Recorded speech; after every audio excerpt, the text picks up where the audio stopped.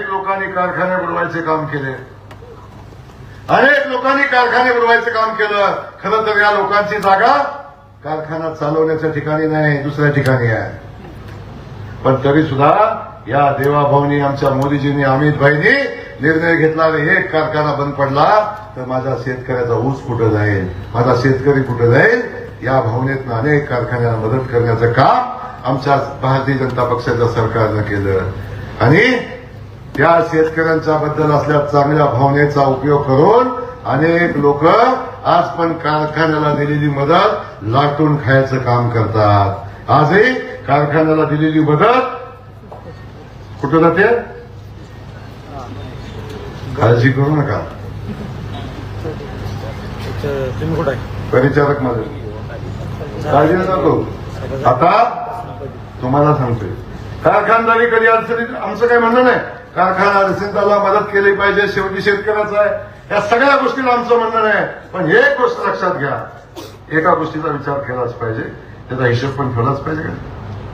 का बाबा काळजी घ्या, नादाला लागायचं नाही, सांगून ठेवतो मी.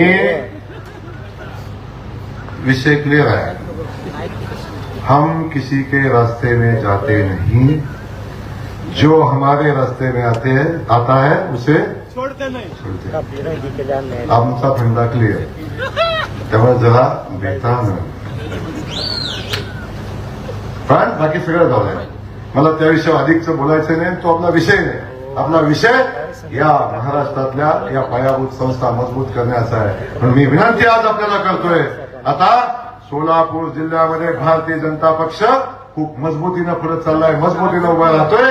अनेक लोक येतात, म्हणताय भारतीय जनता पक्षाचा सुपडा साफ करू, भारतीय जनता पक्षाला संपवू. या वल्गना करणाऱ्यांना मला सांगायचंय, भारतीय जनता पक्ष आज मजबूतीनं या जिल्ह्यामध्ये उभा राहतोय, मजबूतीनं या जिल्ह्यामध्ये काम करतोय. नगरपालिकाच्या निवडणुका लागल्या, त्या निवडणुकीमध्ये भारतीय जनता पक्षानं, आपल्या सगळ्यांना माहिती आहे, ज्या ठिकाणी भारतीय जनता पक्ष कमकुवत होता अशाही ठिकाणी भारतीय जनता पक्षानं स्वतःच्या ताकदीवर पॅनल उभं केलं. आणि या जिल्ह्यातला सगळ्यात मोठा पक्ष म्हणून भारतीय जनता पक्ष पुढे आला. 2017 साली ज्या भारतीय जनता पक्षाचे 31 नगरसेवक होते, 31 त्यातले 21 नगरसेवक अक्कलकोटचे होते. आणि बाकीच्या अख्ख्या जिल्ह्यात 10 नगरसेवक होते. आता यावेळी आम्ही निवडणूक लढलो, ताकदीनं लढलो. आणि यावेळी आम्ही 7 नगरपालिकामध्ये सत्ता आणली, 4 नगरपालिकामध्ये आमचा नगराध्यक्ष झाला आणि 7 नगरपालिकामध्ये आमचा उपनगराध्यक्ष झाला. आणि आमचे जे सुपडा साफ झाले म्हणते ना, त्यांचे फक्त अकलूजमध्ये निवडून आलं, बाकी कुठेच काही निवडून आलं नाही. बाकी तुतारी कुठंच वाजली नाही. पण भारतीय जनता पक्षाची संख्या 31 वरनं 144 वर गेली. विरोधातल्या सगळ्या पक्षाची बेरीज केली, सगळ्यांची बेरीज केली तरी 5 जास्त आहे. ही ताकद भारतीय जनता पक्षाला.